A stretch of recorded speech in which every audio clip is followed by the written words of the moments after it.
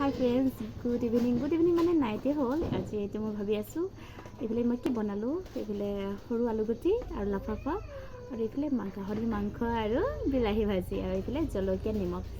চ' আপোনালোকক লোভ লগাম আৰু খাই দেখাওঁ।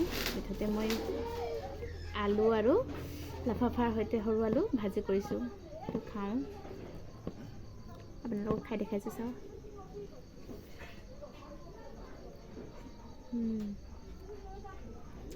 মাংস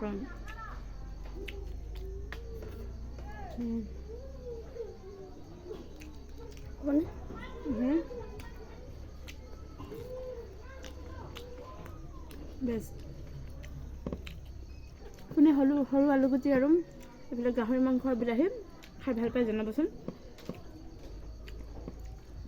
মইতো বহুত ভাল পাওঁ দেই, কিন্তু দাইল লোৱা নাই, মানে দালি বনাই থাকিবলৈ লেজি লাগিল আৰু নবনালোঁ। সেইকাৰণে বোলো অলপ এনেকৈ ভাজিকেই কৰি খাওঁচোন।